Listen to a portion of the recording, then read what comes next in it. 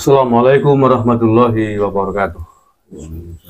Saudara-saudaraku sebangsa setanah air yang saya cintai, saya banggakan, alhamdulillah bertemu lagi dengan kami Wong Banyumas dari lereng Gunung Slamet.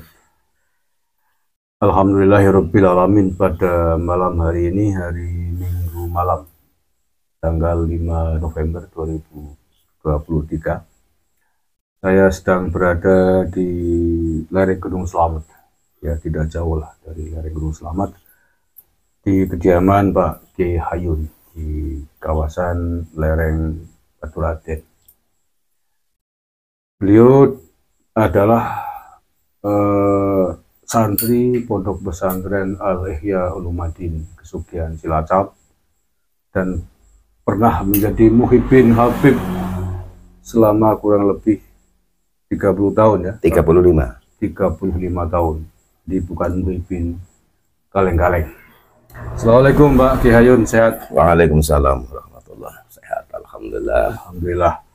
Terima kasih sebelumnya saya ucapkan kepada Pak Hayun malam hari ini menerima kami para YouTuber dari lereng Gunung Slamet di Banyumas untuk bercerita, berbagi pengalaman terkait selama ini menjadi muhibbin Bani Alawi, para habaib, dan alhamdulillah yang kemudian setelah 35 tahun setelah melihat tesisnya Kiai Maduddin Usman, setelah melihat banyak fenomena sejarah Habib yang batil, yang tidak benar dengan segala macam detailnya, alhamdulillah beliau hari ini telah menjadi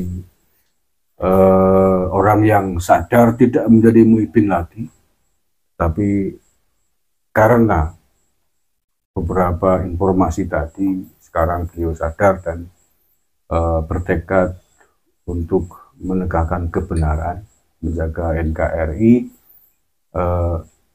berdasarkan ilmu pengetahuan yang bisa dipertanggungjawabkan. Di antaranya adalah tesisnya Kiai Maduddin Usman. Baik, saya akan ngobrol-ngobrol dengan Pak Hayun. Yang pertama mungkin Pak Hayun bisa menceritakan awal mula kenal Habib itu kapan dan di mana? Silakan Pak Hayun. Oh ya, terima kasih. Assalamualaikum warahmatullahi wabarakatuh. Waalaikumsalam. Pengalaman saya kenal dengan seorang Habib. Emang saya itu asli dari lereng Gunung Slamet. Itu turun ke Cilacap itu di Pondok Pesantren Kesugihan Al-Ihya Ulumuddin yang dalam rangka nyantri ya. Dalam rangka nyantri. Dan pengalaman saya itu memang dari dulu memang orang ya mantan daripada Gang Sadar. Dari tahun 80 itu saya sudah di tempat Gang Sadar sampai 87 88 saya masuk Kesugihan. Nah, begitulah saya di Kesugihan. Itu awal di Kesugihan itu saya nggak tahu, kiai aja baru tahu di itu apalagi Habib gitu. Nah, waktu itu ada Habib masih anak-anak lah gitu, tapi sudah brengsek lah istrinya, pokoknya gak bikin reseh lah. Nah saya itu saya juga mantan dari Gang Sadar ya. Melihat seperti itu ya hati itu ingin tantang gelut, kontak gitu. Lah yang gak terima. Iya, tantang gelut gitu. Nah tantang gelut, tapi ada temen akhirnya diklarifikasi, jangan ini Habib, nanti ini adalah turunnya Rasulullah, nanti kamu kewalat. Nah dari situlah saya mulai terdoktrin. Nah, tahun 80-an. Tahun 88. Iya, tahun 88 itu berarti. Nah, disitulah awal saya kenal dengan Habib. Jadi awal kenal Habib di Pondok Pesantren Al-Ihya Ulumuddin Kesugihan ya. Ya. Oke. Terus setelah itu bagaimana? Ya, Perjalanan perkenalannya dengan Habib. ya akhirnya akrab dengan Habib-Habib saya. Ya, waktu itu emang yang nyantri di Kesugihan itu banyak, termasuk Habib-Habib gitu. Waktu itu. Sedekat apa hubungannya dengan para Habib ketika di pondok? Ya, seperti tetap saya muliakan orang. Begitu saya tahu tentang Habib itu saya tetap memuliakan. Ya cium tangannya, ya apalagi disuruh gitu. Ya oke. Pokoknya apapun yang disuruh Habib laksanakan gitu. Iya. Itu berapa tahun tadi di pondok? 8 tahun? 7 tahun. Iya. Oke. Kemudian setelah selesai dari pondok pulang ke Baturaden, berlanjut ya hubungan baik. Oh, itu lebih kental. Kita. Iya, lebih kental. Oke, bisa diceritakan. Ya sering Habib datang ke sini, ke tempat saya sendiri. Nah itu ya intinya ya saya hormati, ya saya apakan saja, sering itu. Ya intinya akhirnya mencari uang lah. Bahasa sana itu toriknya mana Yun? Gitu. Torik bahasa penunjuk jalan. Ya itu. Saya itu akhirnya menjadi intinya saya jadi kurir, termasuk juga korban. Kurirnya Habib ya. Kurir Habib menunjukkan jalan orang-orang yang memang dianggap bisa memberikan uang. Iya. Begitu. Untuk diberikan ke Habib. Iya. Oke. Atau untuk diantarkan ke rumahnya. Gitu. Iya seperti itu. Atau kadang hanya alamatnya saja. Gitu. Dikasih tahu ke Habib itu, nanti Habib itu mendatangi. Iya. Itu yang disebut biasanya dawir gitu ya. Ya dawir gitu bahasanya. Terus ada pengalaman nggak selama itu berarti menjadi torik atau kurirnya Habib berapa lama itu berarti? Ya kurang lebih 25 tahun, 20-an tahun lah. 20-an tahun ya. Iya. Akrab dengan Habib. Iya, yang ya itu 35 kurangi 7 tahun berarti kan saya pulang ya. Iya. Itu. Ada pengalaman menarik nggak selama menjadi kurirnya Habib itu? Mungkin? Ya sebetulnya banyak. Ya, termasuk ya di antara salah satunya saya pernah dawir ke tempatnya seorang kiai, ya sekarang sudah almarhum sayangnya. Jangan disebutkan namanya. Iya. Gimana? Seorang kiai itu malam, terus akhirnya paginya itu kiainya itu nggak terima dengan saya. Alasannya itu pokoknya pemerasan. Oke itu. Bahkan kiainya itu saya ditantang mau dilaporkan polisi. Nah dari situ saya tantang juga kiainya. Apalagi cuma penjara, cuma laporan polisi. Mati bela Habib sayun sanggup siap. Itu sampai cintanya saya sama Habib itu sampai situ. Saking muhibbinya. Iya. Ya, ini saya kira adalah kondisi yang rata-rata terjadi di dunia santri yang terdoktrin oleh doktrin Habib untuk mencintai Habib sehingga apapun diberikan, bahkan nyawa pun dikorbankan demi mengikuti atau membela Habib. Oke, terus setelah itu lanjutkan. Ya akhirnya begitu ada tesis yang seperti tesisnya Kiai Madudin ini. Ntar dulu. Oh iya. Pengalaman saya sampai itu ya banyak sekali lah ya, termasuk sebetulnya udah nggak enak lah kalau sebetulnya akhirnya yang kesini datang hari Jumat padahal ya Habib dekat bukan musafir lah termasuknya. Itu enggak Jumatan ya biasa saya ledekin. Jumatan Mekah Habib. Nah itu saya kasih ledek. Ada yang datang itu malah enggak subuhan ya biasa.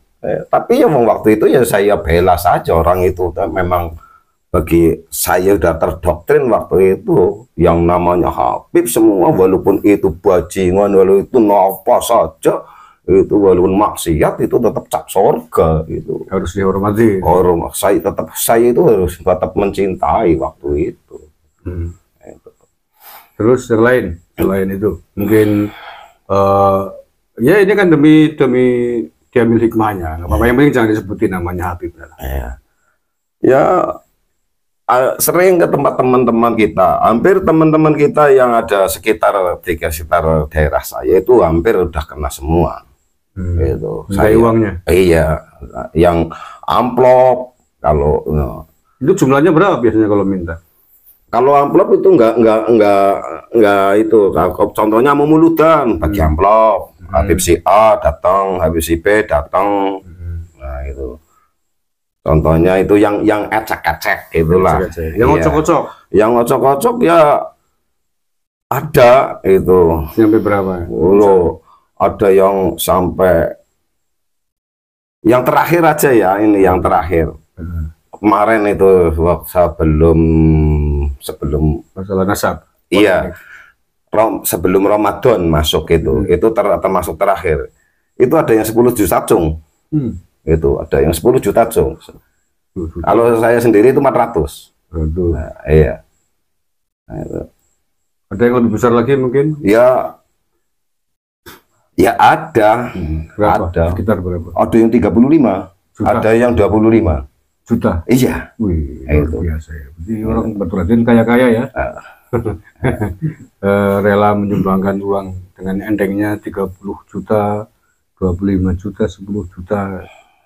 Itu bukti bahwa santri selama ini sesungguhnya sudah luar biasa muhibbinya dengan para habib.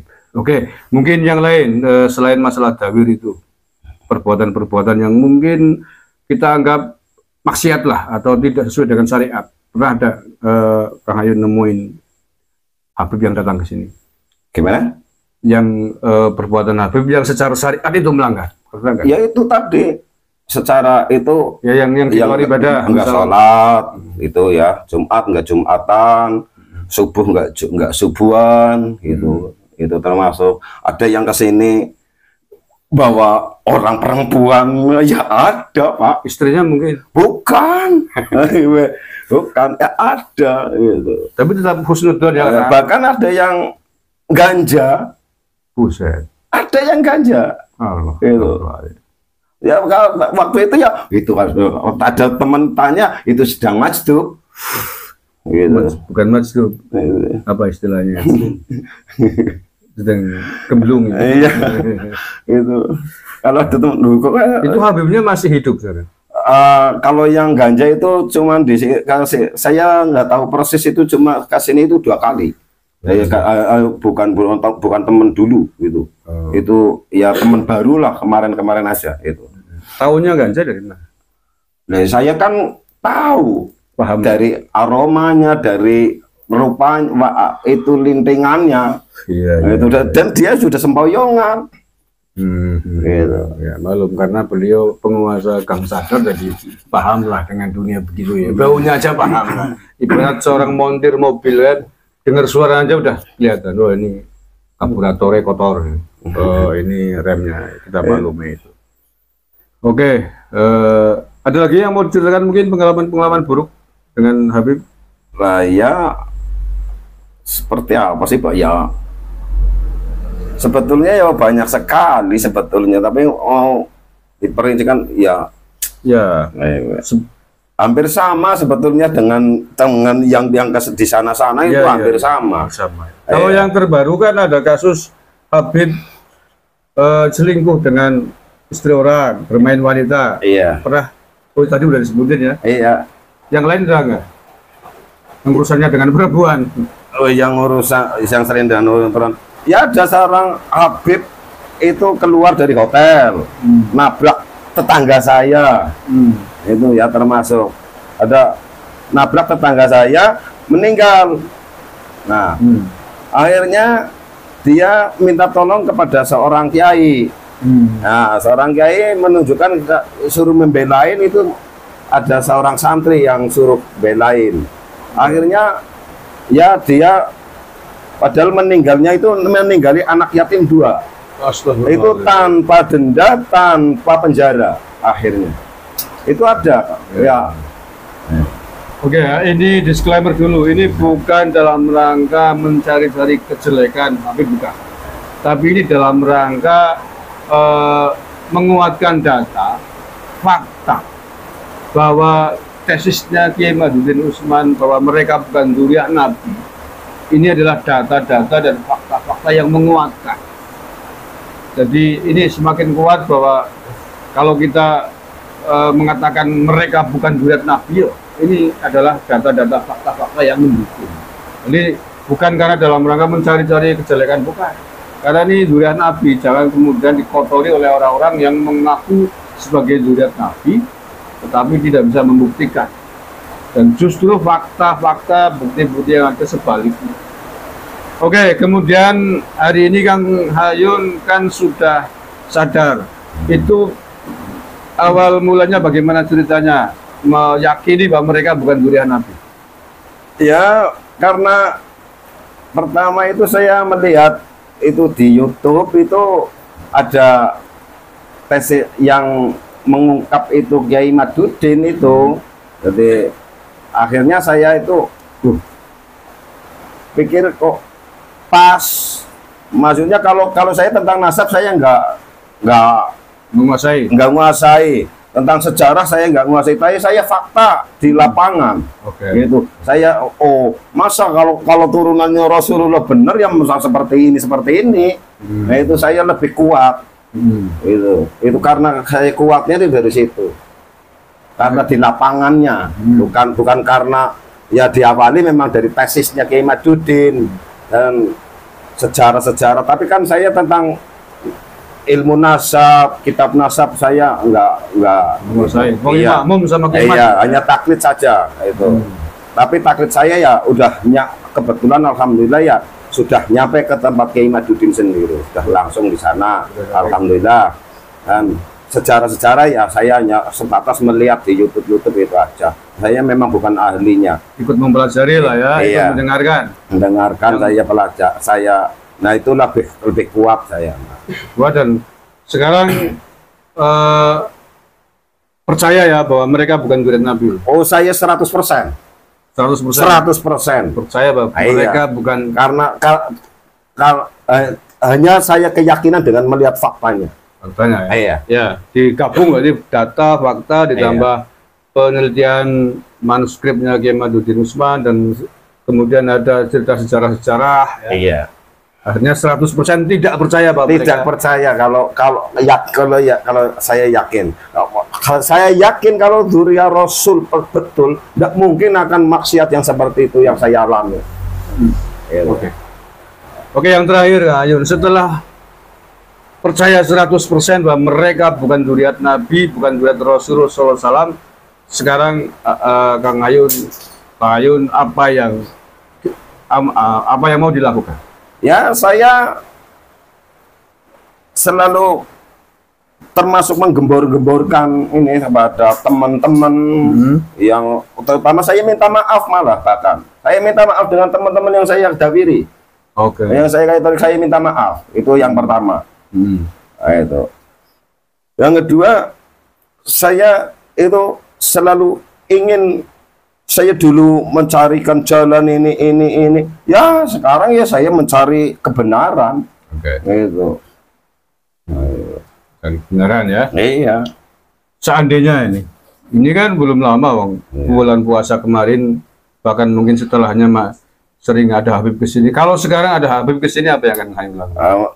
Ya, kalau habis ini saya hormati kalau dia mau, kalau mau itu tamu, ya saya hormati kalau tamu. Masalahnya di situ, ya siapa yang mau menghormati tamu, itulah orang yang beriman. Itu ajaran Islam ya. Iya. Sebatas menghormati. Menghormati. Tapi kalau sudah macam-macam orang tamu ya, saya nggak.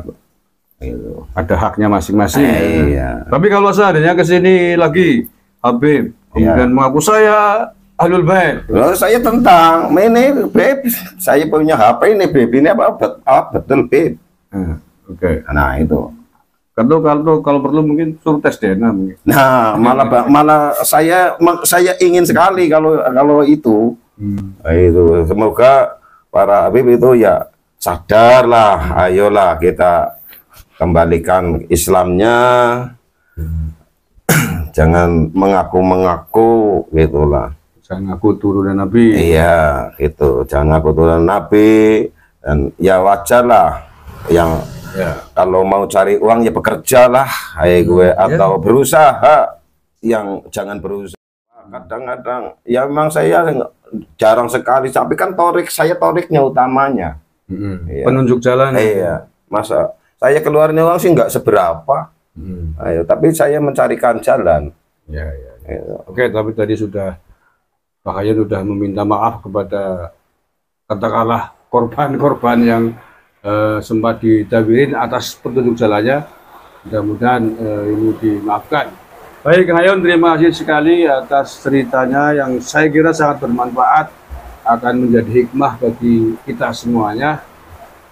Betapa orang NU apalagi santri dulu sangat muhibbin kepada para Habib.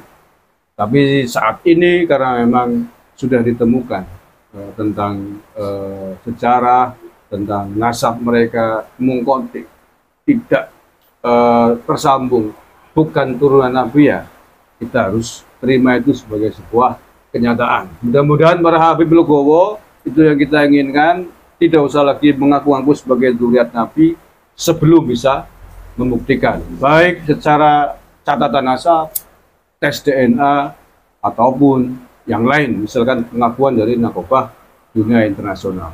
Sekian, terima kasih. Ada tambahan? Ada, Pak. Oh, silakan. Ini saya ya bukan menghimbau, tapi ya dengan teman-teman, khususnya teman-teman Al-Ihya Ulumuddin, ya barangkali ini saya minta maaf banyak kesalahan pada teman-teman yang pernah saya dawiri, yang belum sempat saya silaturahim ke tempat teman-teman Al-Ihya. Ya, saya minta maaf. Dan moga-moga teman-teman ya marilah kita sadarlah itu kalau belum tahu persis ya coba dikoreksi atau didengarkan atau dilihat tentang tesisnya Kiai Ahmaduddin gitulah buat teman-teman. Moga jangan melihat hanya satu pihak saja gitu. Memang saya sih maklumi sekali ini sudah ya lama sekali sih ya terjadi yang seperti ini, terdoktrin seperti ini saking lamanya. Makanya ya saya maklumi sekali ya, dari yang teman yang masih muhibin, masih cinta dengan cinta pada habaib ya, saya maklumi karena ini tapi ya semoga jangan hanya melihat satu pihak gitu. Kalau dilihat dua-duanya nanti akan tahu mana yang benar, mana yang tidak, dibandingkan. Nah, kalau hanya melihat satu pihak saja ya selamanya akan menjadi muhibin. Selamanya akan menjadi muhibin. Itu. Ya begitulah dari saya kepada semuanya lah, khususnya teman-teman dan semuanya sajalah, intinya saya minta maaf, ada kesalahan saya minta maaf. Gitu Pak. Sudah? Tidak. Oke. Terima kasih. Sahari bila taufiq wal hidayah wal inayah. Allahul muwaffiq ila aqwamit. Assalamualaikum warahmatullahi wabarakatuh. Waalaikumsalam. Terima kasih, Pak Hayun. Ya, terima kasih.